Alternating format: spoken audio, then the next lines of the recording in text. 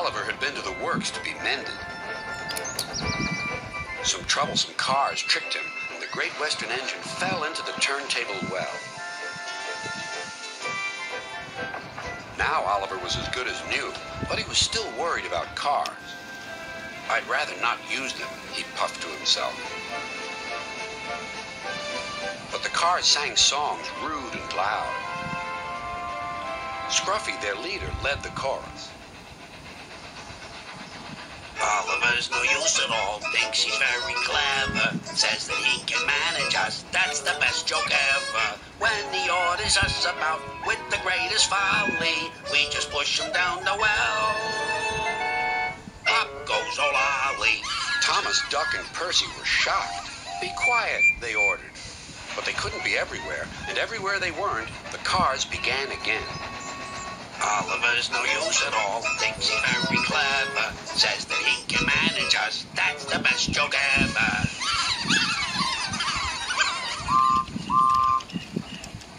At last, the engines gave up.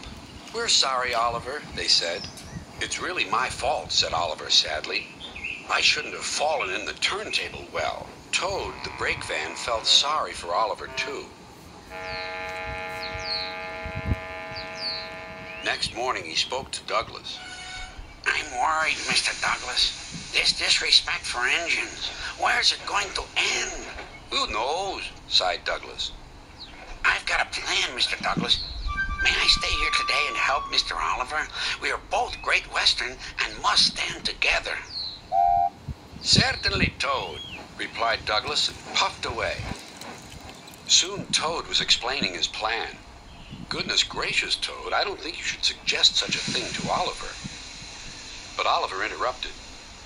"No, Duck, Toad's right. It's really my fault. I must put this trouble right."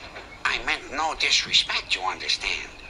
"Of course not, Toad. Anyway, driver says the same, and he's arranged it with the station master."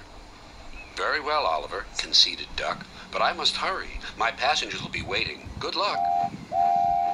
"So long," smiled Oliver bravely, but he felt dreadfully nervous inside. Oliver marshaled the worst cars 2 by 2. "That's the way, Mr. Oliver," whispered Toad. "And if you leave that Scruffy till last, then you'll have him behind you, and you can bump him if he starts his nonsense."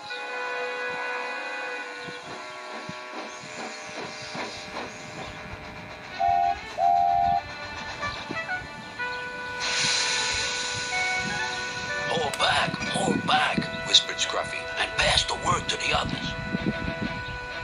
The silly cars giggled. But Oliver knew what to do. There was plenty of sand on the rails, and his wheels gripped splendidly. He gave a great heave. "Oh!" groaned Scruffy. "I don't like this." "Go on," yelled Duck. "Well done, boy, well done." "Oh!" wailed Scruffy. "I'm coming apart!"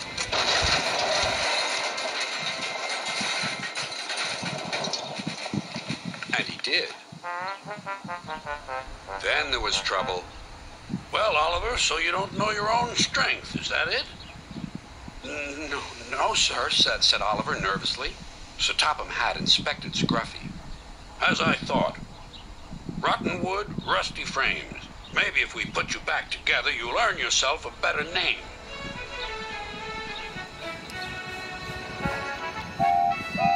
Nowadays, Oliver only takes the cars when the other engines are busy. But they're always quick to warn each other.